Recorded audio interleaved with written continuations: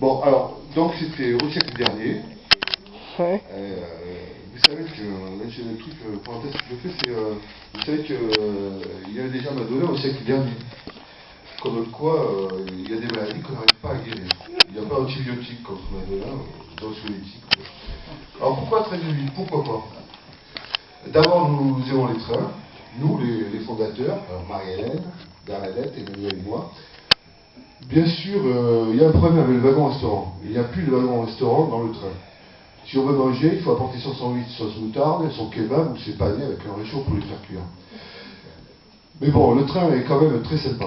Et le train de nuit, c'est mieux. Les gens dorment, ils ne font pas de bruit, ils nous embêtent pas. Et notre train, il part à l'heure et il n'arrive pas en retard. Un ovni. Je veux dire, le dernier train qui est arrivé à l'heure, c'était sous Louis XIII. Les mauvaises langues disent que c'était sous Charlemagne. Rappelez-vous d'ailleurs les mots de Charlemagne. Roland, ne reste pas dans le wagon de queue, tu vas te faire bouger la tronche par les supporters du PSG. Bon, alors, le train est un animal racé et élancé qui parcourt la campagne sans animosité. Et nous sommes dedans. Il y a ceux qui font coucou à la fenêtre et ceux qui discutent sans fin sur les prothèses auditives ou sur les tendances make-up printemps-été. Dans le train de nuit, il y a surtout des poèmes. Nous publions des poètes reconnus, des jeunes poètes, et aussi des poètes qui ne savent même pas que la ponctuation existe. On publie même une poétesse qui ne sait même pas que la poésie existe. Je ne vais pas dire son nom, mais tout le monde la reconnaîtra. Et puis, nous avons des infos et des nouvelles culturelles. Et puis, il y a parfois des nouvelles et des textes, simplement. Le tout d'un truc assez sympa, agréable à lire. Le principal, c'est de s'amuser, et nous nous amusons.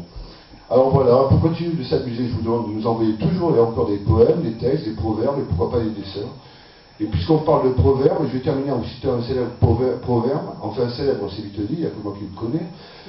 C'est un proverbe hindou qui date de l'âge de bronze. À l'âge du bronze, tout était en bronze, même les toilettes pour dames. Alors, vous pouvez retrouver ce proverbe dans les textes liturgiques hindous, page 2344 de l'édition originale. En fait, c'est plus un mantra qu'un proverbe. Le mantra est un outil de l'esprit, comme les grimaces et le coup du lapin.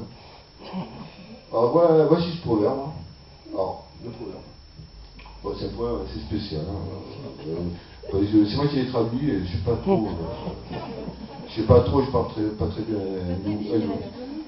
Alors, les gens qui mangent des nouilles ne sont pas forcément des nouilles. Mais moi, je préfère manger du steak. Parce que le steak, ça ne rime pas avec nouilles, ni avec patate. Voilà. Et donc, je vous remercie de votre attention.